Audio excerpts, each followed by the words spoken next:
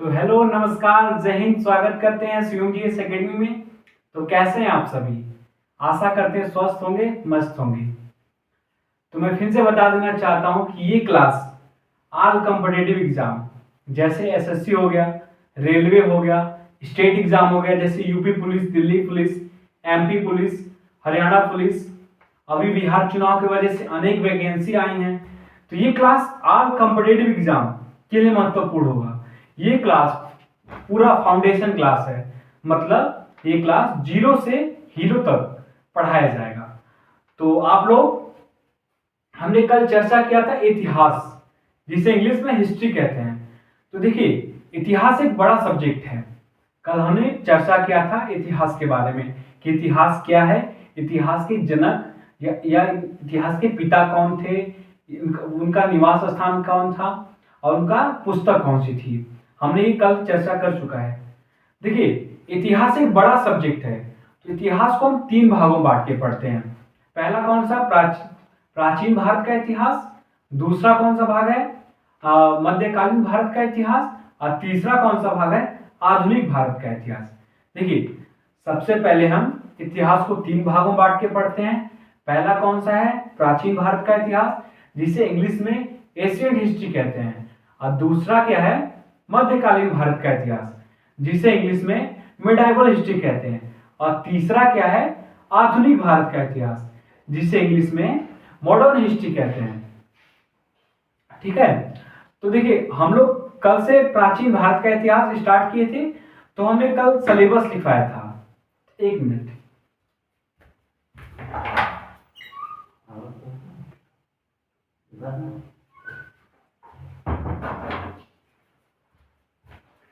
तो माफी चाहेंगे। तो देखिए, हमने कल प्राचीन भारत का इतिहास स्टार्ट किया था।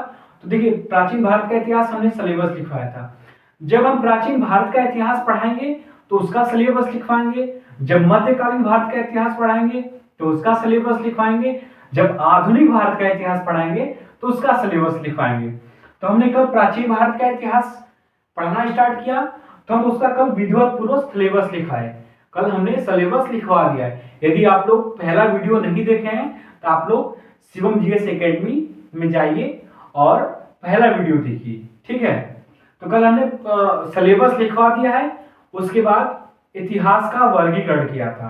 क्या किया था? इतिहास का वर्गीकरण। कुछ विद्वानों ने इतिहास का वर्गीकरण किया है। कितने भागों में किया है? तो तीन भागों में किया है। पहला कौन सा भाग था? प्रागैतिहासिक काल। दूसरा कौन सा भाग था? आदिऐतिहासिक काल। और तीसरा कौन सा भाग था? ऐतिहासिक काल। तो देखिए, इतिहास का वर्गीकरण, इतिहास का वर्गीकरण। देखिए, इसको इंग्लिश में क्लासिफिकेशन ऑफ द हिस्ट्री कहते हैं। इतिहास का वर्गीकरण कितने भागों में किया था? तीन भागों में किया था। कितने भागों में? तीन भागों में। हम पहले डायग्राम बना लेते हैं एक तरह से, जिससे हमें पढ़ने में आसानी होगा। ठीक है। तो पहला कौन सा था? प्रागैतिहासिक काल।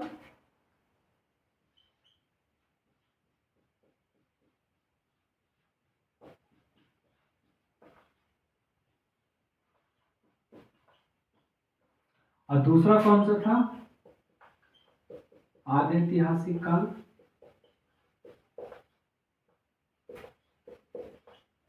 और तीसरा कौन सा था? ऐतिहासिक काल।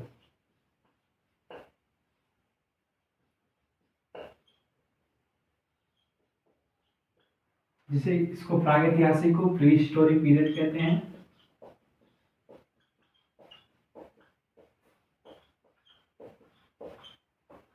इसको प्रोटो हिस्टोरिक पीरियड कहते हैं।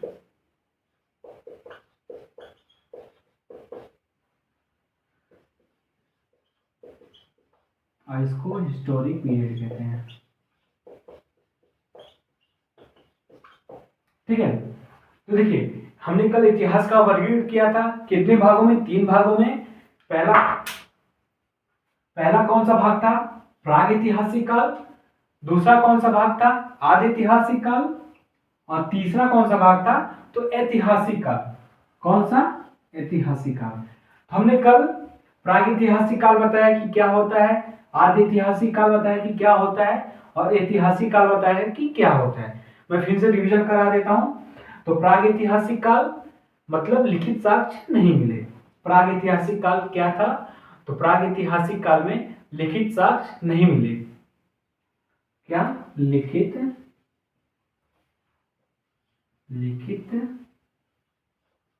साक्ष्य नहीं मिले। मतलब मानव प्रागैतिहासिक काल में मानव लिखना पढ़ना नहीं जानता था। मानव लिखना पढ़ना नहीं जानता था। मतलब इतिहास का वह कालखंड जिसमें मानव लिखना पढ़ना नहीं जानता हो, वह प्रागैतिहासिक काल कहलाता है। ठीक है। और आदि ऐतिहासिक काल क्या था? जिसमें लिखित साक्ष्य तो मिले, जिसमें लिखित साक्ष्य तो मिले परंतु उसे पढ़ा नहीं जा सका। मतलब देखिए,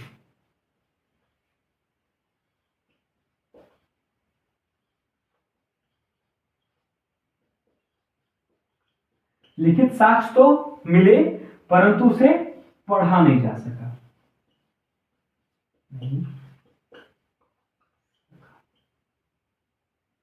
ठीक है। देखिए, आदि ऐतिहासिक काल क्या है भाई? तो लिखित साक्ष्य मिले हैं मतलब परंतु पढ़ा नहीं जा सका। मतलब इस काल में, एक सेकेंड, इस काल में मानव लिखना तो जानता था परंतु हम लोग उसे पढ़ नहीं पाए हैं। मतलब वो कुछ ना कुछ अपनी भाषा में लिख के गया। कैसे लिख के गया? देखिए, ये सिंबल लिख के गया,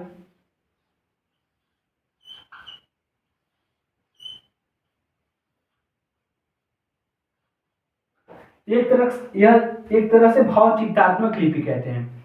भाव चित्रात्मक लिपि मतलब एक तरह से सिंबल है। वो अपनी भाषा में कुछ न कुछ लिख के गया है। वह अपनी भाषा में कुछ न कुछ लिख के गया है परंतु हम लोग उसे पढ़ नहीं पाए हैं। वह कौन सा काल कहलाता है? तो आदि ऐतिहासिक काल कहलाता है। कौन सा काल? आदि ऐतिहासिक काल। ठीक है। और ऐतिहासिक काल क्या है भाई? तो इसमें मानव लिखना पढ़ना दोनों जानता है। लिखना पढ़ना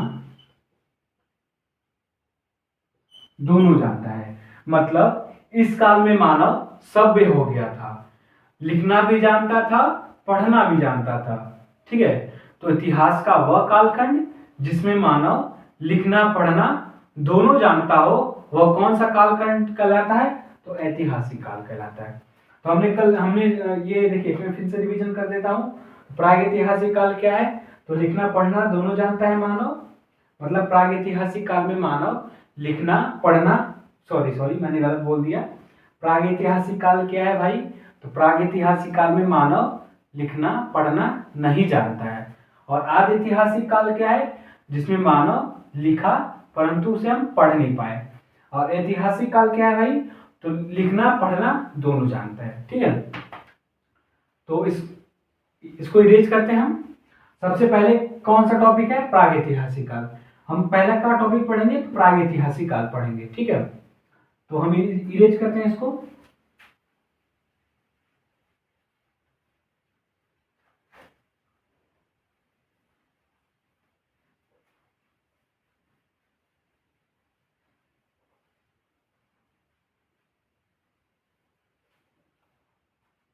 देखिए, क्या टॉपिक था हमारा? प्रागैतिहासिक काल।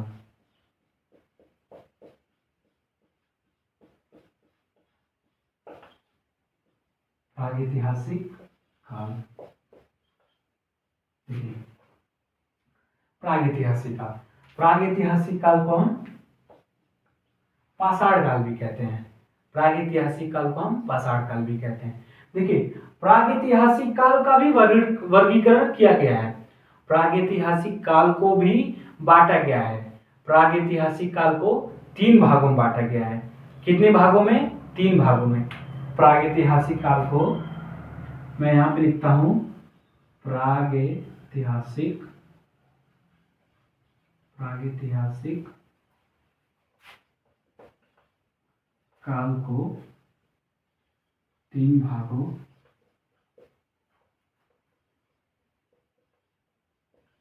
बांटा गया है। देखिए, प्रागैतिहासिक काल को 3 भागों में बांटा गया है। कितने भागों में? 3 भागों में। पहला कौन सा भाग है? पूरा पाषाण काल। दूसरा कौन सा भाग है? पहला कौन सा भाग है? पूरा पाषाण काल। दूसरा कौन सा भाग है? मध्य पाषाण काल। और तीसरा कौन सा भाग है? नवपाषाण काल। तो पहला कौन सा भाग है भाई? पूरा पाषाण काल।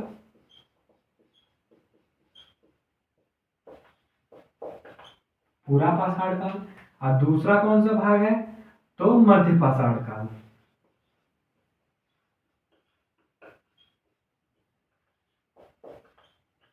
और तीसरा कौन सा भाग है? तो नवपाषाण काल।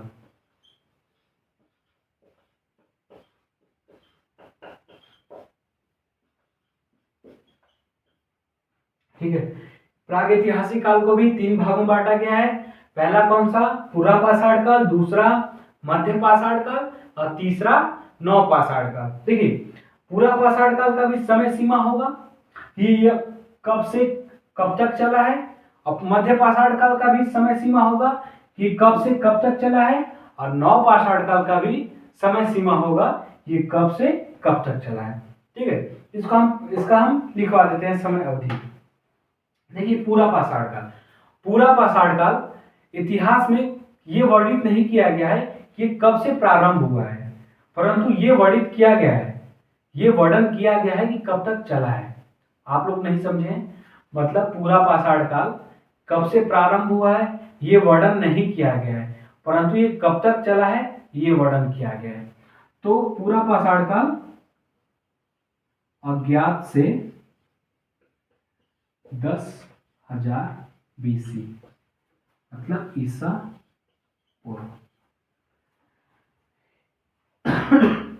सॉरी, पूरा पाषाण काल अज्ञात से 10,000 BC, मतलब ईसा पूर्व। यह कब से प्रारंभ हुआ यह इतिहास में वर्णन नहीं किया गया है, परंतु ये 10,000 BC तक चला है।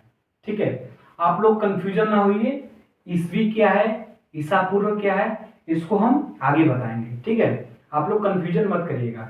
आप लोग अपने दिमाग में कंफ्यूज मत होइए कि ईस्वी क्या है, ईसा पूर्व क्या है।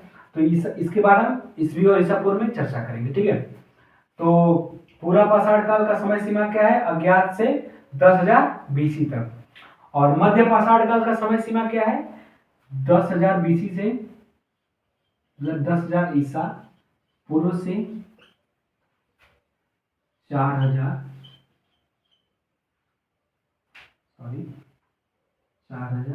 ईसा पूर्व तक। ठीक है, और नवपाषाण काल का क्या समय सीमा है? 4,000 ईसा पूर्व से 2500 ईसा पूर्व। देखिए, मैं फिर से बता देना चाहता हूं कि प्रागैतिहासिक काल को 3 भागों में बांटा गया है। पहला कौन सा भाग? पूरा पाषाण काल। दूसरा मध्य पाषाण काल। तीसरा नवपाषाण काल। पूरा पाषाण काल का समय सीमा क्या है? ये अज्ञात समय से 10,000 BC तक, मतलब ये कब प्रारंभ हुआ ये ज्ञात नहीं है, परंतु 10,000 BC तक चला है।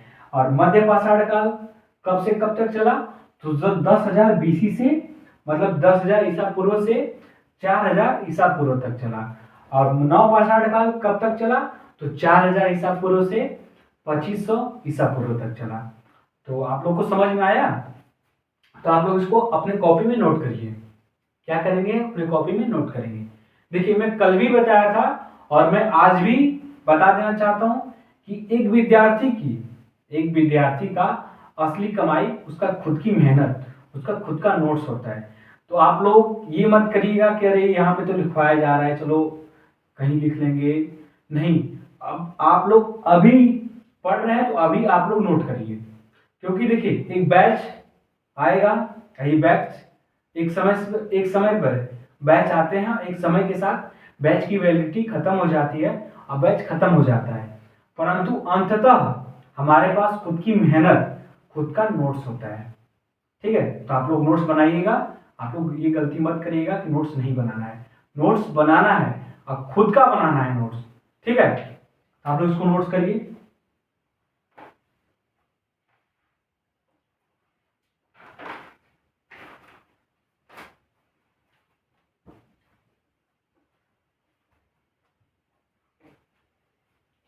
तो उम्मीद करते हैं कि आप लोग लिख लिए होंगे अपने कॉपी में, जिसको हम इरेज करते हैं। ठीक है,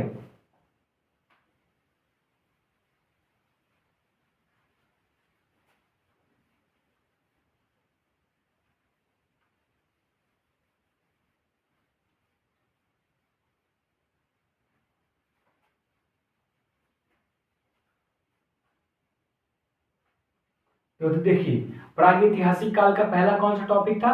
पूरा पाषाण काल। क्या था? पूरा पाषाण काल।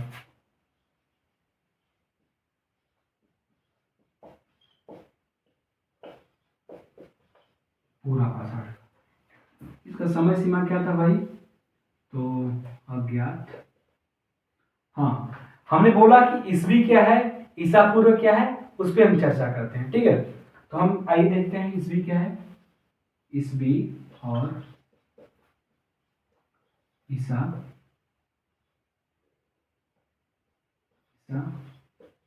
पूर्व में अंतर, ये हेडिंग डालिएगा। ईसवी क्या, ईसवी और ईसा पूर्व में अंतर।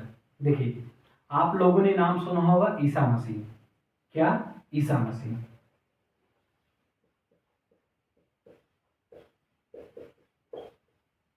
ईसा मसीह कौन थे? देखिए, पहले हम ईसा मसीह के बारे में बता देते हैं। देखिए, जिस प्रकार सभी धर्मों में अपने अपने गॉड होते हैं, जैसे हिंदू धर्म में भी गॉड होते हैं, मुस्लिम धर्म में भी गॉड होते हैं, वैसे क्रिश्चियन धर्म में भी गॉड होते हैं। उन उन गॉड का क्या नाम है? ईसा मसीह। क्रिश्चियन क्रिश्चियन लोग ईसा मसीह को पूजते हैं, मतलब गॉड मानते हैं। तो देखिए, ईसा मसीह के जन्म, ईसा मसीह के जन्म जन्म से जो भी घटनाएं पहले हुई, ईसा मसीह के जन्म के जो भी घटनाएं पहले हुई, उसको हम ईसवी में काउंट करते हैं। ईसा मसीह के जन्म के बाद जो भी घटनाएं हुआ, उसको हम सॉरी, मैं फिर से बता देना चाहता हूँ कि ईसा मसीह के जन्म से पहले जो भी घटनाएं घटित हुआ है, उसको हम ईसा पूर्व में काउंट करते हैं। और ईसा मसीह के जन्म के बाद जो भी घटनाएं घटित हुआ है, उसको हम ईसवी में काउंट करते हैं। क्या? देखिए, ईसा मसीह के जन्म से, ईसा मसीह के जन्म से पहले जो घटनाएं घटित हुआ, उसको हम ईसा पूर्व में काउंट करते हैं। ईसा पूर्व में, ईसा मसीह के जन्म से पहले जो घटनाएं घटित हुआ है, उसको हम ईसा पूर्व में काउंट करते हैं। और ईसा मसीह के जन्म के बाद जो भी घटनाएं घटित हुआ है, उसको हम ईसवी में काउंट करते हैं। ठीक है, देखिए, एक तरह से हम डायग्राम बनाते हैं।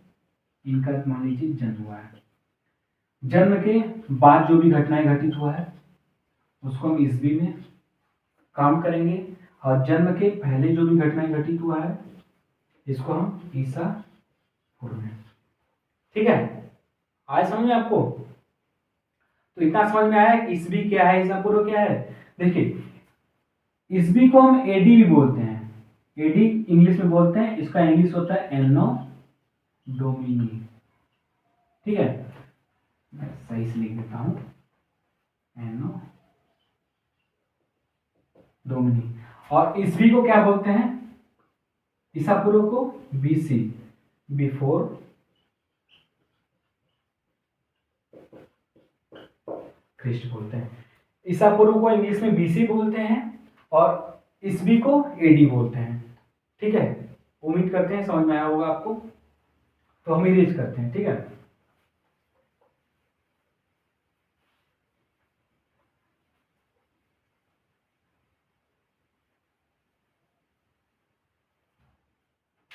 देखिए, पूरा पाषाण काल, हम कहां पे थे? पूरा पाषाण काल पे। तो इसका समय सीमा क्या था? अज्ञात, अज्ञात से 10,000 ईसा पूर्व। देखिए, पूरा पाषाण काल क्या था? क्या पूरा पाषाण काल में आखिर मानव कैसा था? आखिर मानव कैसा था? क्या मानव कपड़ा पहनता था? क्या मानव खाना खाता था? क्या मानव कहाँ रहता था? ये क्वेश्चन बनता है कि पूरा पाषाण काल में आखिर मानव कैसा था? क्या हम लोग के जैसा कपड़ा पहनता था? क्या हम लोग के जैसा खाना खाता था? क्या हम लोग के जैसा घरों में रहता था? ये प्रश्न उठता है।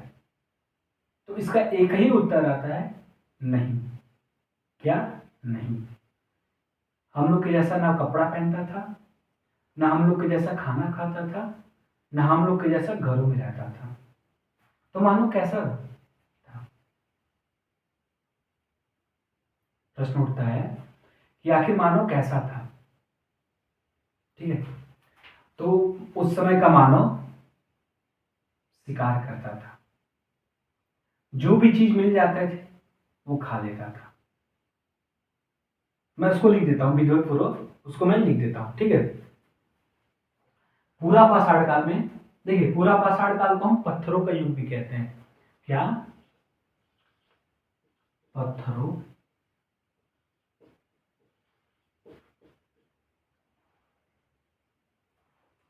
पत्थरों का युग भी कहते हैं। ठीक है, इसका जीवन अस्थिर था। जीवन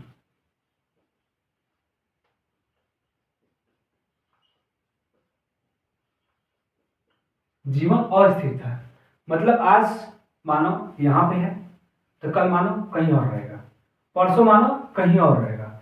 उसका फिक्स जगह नहीं था कि वो यहीं पे रहेगा, नहीं। वो आज यहाँ पे है तो कल कहीं और रहेगा, परसों कहीं और रहेगा, उसके अगले दिन कहीं और रहेगा। ठीक है, तो मानव का जीवन अस्थिर था। मानव कैसा था? अस्थिर था, जीवन उसका अस्थिर था। वह खाना बदोश था, मतलब देखिए मैं लिख देता हूं, खाना बदोश, मतलब उसका केवल मतलब ये था, उसका पेट भरना है, कैसे भी करके उसको खाना है, खाने के अलावा कोई चिंता नहीं है। उस समय के मानव को केवल उसका पेट भरना था, बस खा लिया, मस्त है।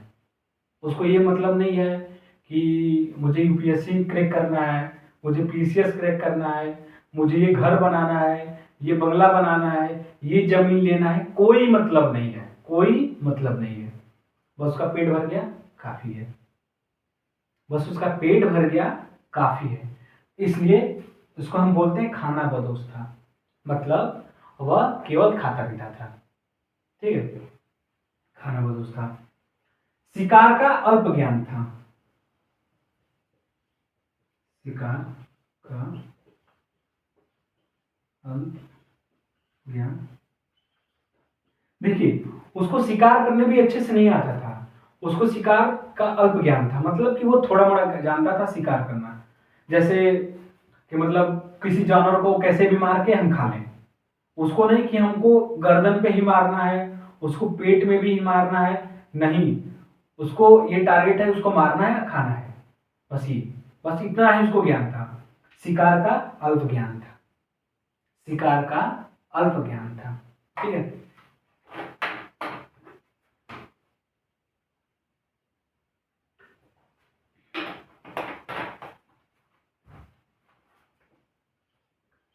पत्थरों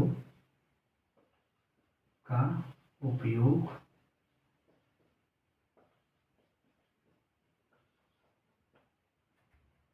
पत्थरों का उपयोग करता था,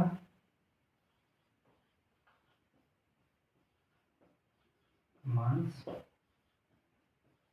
खाता था। देखिए पत्थरों का उपयोग करता था, जैसे कोई भी जानवर को मारना है तो एक पत्थर का नुकीला सेब बनाया, और इस पत्थर से ऐसे मतलब एक तरह से देखिए ऐसे पकड़ा, ऐसे मार दिया, चाहे उसे उठाकर ऐसे फेंक दिया। तो एक पत्थर का मतलब पत्थरों का उपयोग करता था, ये शिकार करने के लिए पत्थरों का उपयोग करता था। ठीक है, ये नहीं कि मतलब आज के जमाने में गोली बंदूक लिया धार से मार दिया, नहीं। ये उस समय तो था ही नहीं। उस समय क्या था? पत्थर। अब पत्थर से ही, पत्थर को नोकीला शेप के मतलब पत्थर को नोकीला बनाता था, ऐसा बनाता था कि हम किसी जानवर को मारे तो मर जाए, तो पत्थरों का उपयोग करता था।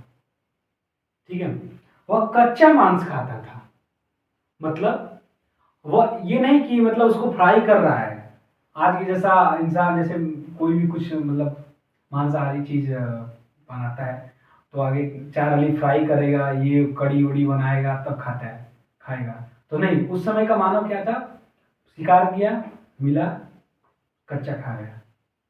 शिकार किया, उसको मिला और कच्चा खा गया। ठीक है, तो कच्चा मांस खाता था। ठीक है, कच्चा मांस खाता था। समय के आगे, समय के अनुसार आगे आग की खोज हो गया, आग की खोज किया, आग की खोज। देखिए आग की खोज किया, कैसे किया, जैसे एक पत्थर ही है, एक पत्थर ही है, तो एक पत्थर ऐसे लड़ाया तो चिंगारी उठी, फिर ऐसे लड़ाया तो चिंगारी उठ के आग लग गया। तो उसको समझ में आ गया कि आग की खोज हो गई है। तो पूरा पाषाण काल में आग की खोज हुआ। यह बहुत बार क्वेश्चन पूछा है कि आग की खोज किस काल में हुआ है, तो पूरा पाषाण काल में हुआ है। ठीक है, उसके बाद चित्रकारी का ज्ञान था, चित्रकारी का भी उसको ज्ञान था, वह चित्र भी बनाता था, चित्रकारी का ज्ञान, वह चित्र भी बनाता था। आखिर वह चित्र किस पे बनाता था, एक प्रश्न उठता है कि आखिर वह चित्र किस पे बनाता है। क्या हम लोग के जैसा कॉपी कलम उसको मिला था क्या, तो नहीं, हम लोग के जैसा कॉपी कलम नहीं मिला है कि पेंटिंग वुटिंग बढ़िया से बना दिया है, हाँ हो गया, नहीं। उस समय का मानव चित्र बनाता था, परंतु किस पे बनाता था, पत्थरों पे बनाता था। किस पे, पत्थरों पे बनाता था। तो चित्रकारिता का भी ज्ञान था, और कैसा ज्ञान था, शैल चित्रात्मक, शैल चित्रात्मक। देखिए इसका एक एग्जाम्पल है, एग्जाम्पल क्या है, भीमबेटका की गुफाएं,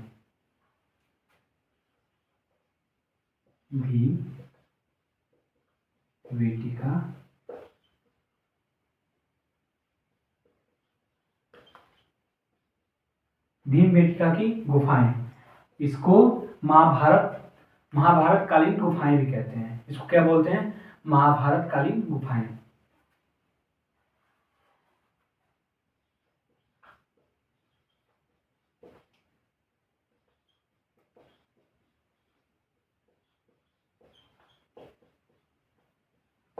महाभारत कालीन गुफाएं। देखिए चित्रकारी का भी ज्ञान था, वह कैसा चित्र बनाता था, शैल चित्रकारी, मतलब पत्थरों पे चित्र बनाता था। उसका एग्जाम्पल भी मिला है, कौन सा एग्जाम्पल है, भीमबेटका की गुफाएं, या महाभारत कालीन गुफाएं।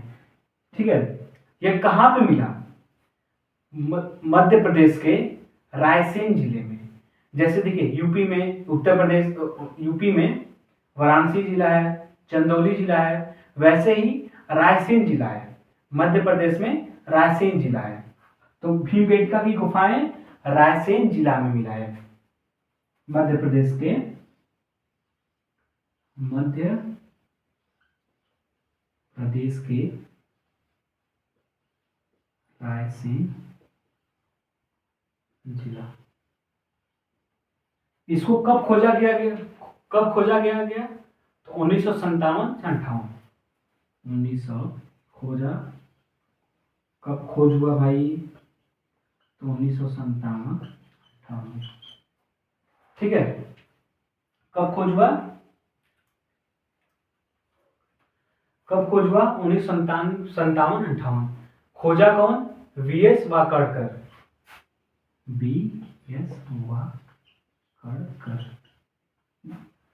और देखिए चित्रकारी का भी ज्ञान था, कैसा चित्र बनाता था, पत्थरों पे चित्र बनाता था। इसका एग्जाम्पल मिला है, कौन सा एग्जाम्पल है, भीमबेटका की गुफाएं, या महाभारत कालीन गुफाएं भी कहते हैं इसको। भीमबेटका की गुफाएं को महाभारत कालीन गुफाएं भी कहते हैं। ये कहाँ पे मिला है भैया, तो मध्य प्रदेश के रायसेन जिले में मिला है।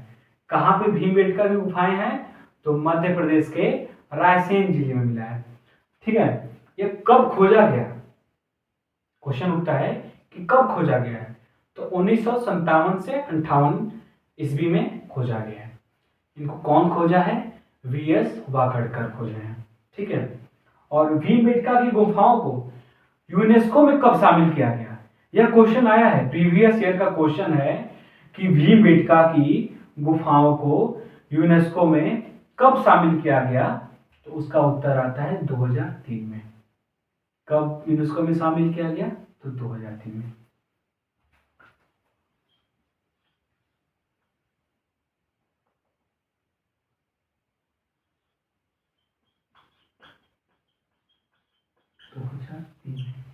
यह क्वेश्चन देखिए, क्वेश्चन आया है, मैं देखिए हाईलाइटेड इसलिए कर रहा हूं, ये प्रीवियस ईयर का क्वेश्चन बन चुका है, अब भविष्य में भी बन सकता है। तो आप लोग इसको गौर करिए कि भीमबेटका की गुफाओं को कब यूनेस्को में शामिल किया गया? तो 2003 में शामिल किया गया।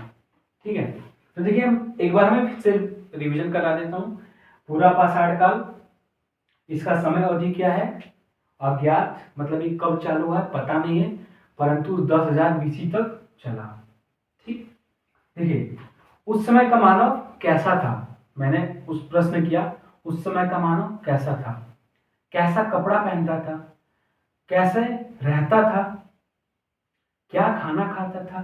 क्या आज की तरह मोमोज, बर्गर, पिज्जा खाता है?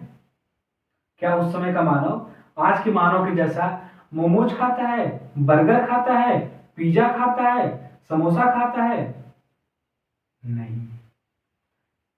क्या एक ही उत्तर आता है कि नहीं, उस समय का मानव केवल शिकार करता था, वो भी पेट भरने के लिए शिकार करता था,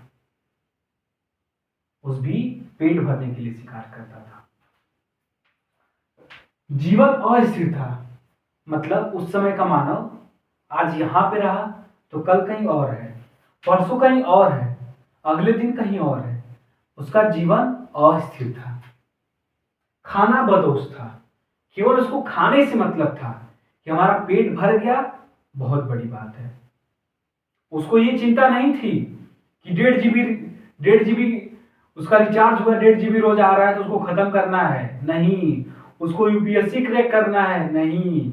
उसको पीसीएस का प्री देना है, नहीं। उसको घर बनवाना है, नहीं। उसको क्या चिंता थी? बस पेट भर जाए। खाना बदोश था। क्या था? खाना बदोश था। ठीक, शिकार का अल्प ज्ञान था, उसको इतना भी शिकार करने नहीं आता था कि हम उसके गर्दन पे मारेंगे, उसके हम पेट में मारेंगे, नहीं। उसका बस ये टारगेट था कि किसी तरह जानवर को मारना है और खाना है, किसी तरह जानवर को मारना है और खाना है। शिकार का अल्प ज्ञान था। पत्थरों का उपयोग करता था। पत्थरों का उपयोग क्यों करता था? शिकार करने के लिए करता था। पत्थर को एक नुकीला शेप बनाया, एक तरह से नुकीला शेप बनाया, ऐसे नुकीला, और उसको ऐसे लिया और जानवर को मार दिया। तो पत्थरों का उपयोग करता था। पूरा पाषाण काल में मानव पत्थरों का उपयोग करता था। ठीक, कच्चा मांस खाता था, आज की तरह फ्राई करके नहीं खाता था, कच्चा कच्चा खाता था।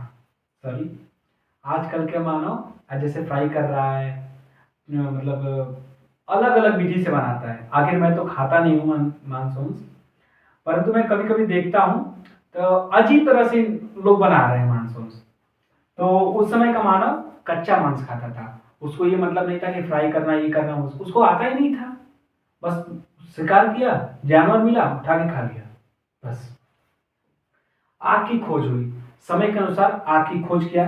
जैसे दो पत्थर कभी ऐसे टकराए, चिंगारी उठा, ऐसे टकराए, आग लग गई, तो वो समझ गया कि ये आग है, तो समझ गया कि आग की खोज हो गई है। ठीक है, चित्रकारिता का विज्ञान था, उसको चित्र भी बनाना आता था।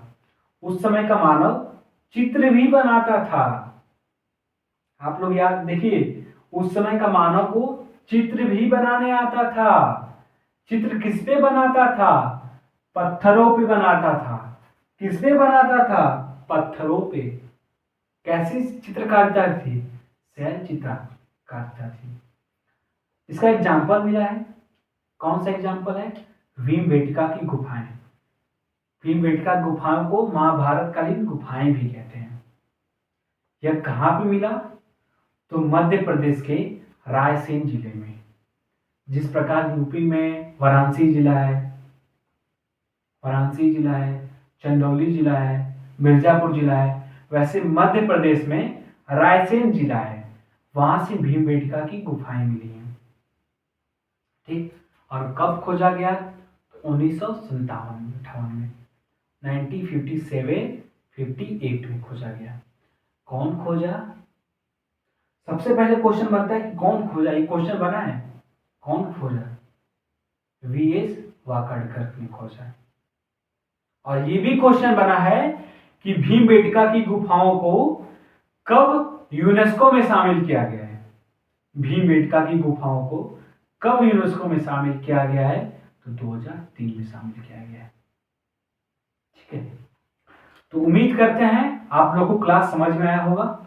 आज हम यहीं तक रखते हैं। तो मैं फिर से बता देना चाहता हूं कि कंटेंट में कोई कतराई नहीं होगी, पूरा जीरो से हाई लेवल तक पढ़ाया जाएगा। ये क्लास ऑल कॉम्पिटिटिव एग्जाम है। मैं फिर से बता देना चाहता हूं कि ये class all competitive exam, SSC हो गया, रेलवे हो गया और स्टेट एग्जाम हो गए, जैसे बिहार पुलिस हो गया, यूपी पुलिस हो गया, यूपीएसआई हो गया, दिल्ली पुलिस हो गया, एमपी पुलिस हो गया, और बिहार में चुनाव की वजह से अनेक वैकेंसी आई हैं, जैसे बिहार एसएससी हो गया। तो ये क्लास ऑल कॉम्पिटिटिव एग्जाम के लिए महत्वपूर्ण होगा। ये क्लास फाउंडेशन क्लास होगा। ये क्लास फाउंडेशन क्लास होगा। ठीक है, यहां पे कोई शुल्क नहीं। ये क्लास केवल टोटली फ्री होगा। ये क्लास टोटली फ्री होगा और ये क्लास आपके YouTube channel Shivam GS academy में प्रोवाइड किया जाएगा। तो आप लोग जुड़िए और यदि आप लोग को समझ में आया हो तो आप लोग कमेंट करिएगा कि क्लास कैसा लगा। यदि क्लास में कोई भी प्रॉब्लम आई हो, यदि क्लास में कोई भी प्रॉब्लम हुआ होगा कि सर हमें ये चीज़ समझ में नहीं आया, ये चीज़ समझ में नहीं आया, तो आप लोग कमेंट करिएगा कि ये चीज़ समझ में नहीं आया है, तो उसको हम सुधारेंगे। और अगले दिन क्लास लेने से पहले हम उस टॉपिक को बताएंगे जो टॉपिक आप लोग को समझ में नहीं आया होगा, उसके बाद ही हम क्लास सोल्व करेंगे। तो उम्मीद करते हैं आप लोग को क्लास ये समझ में आया होगा। तो जय हिंद, मिलते हैं कल।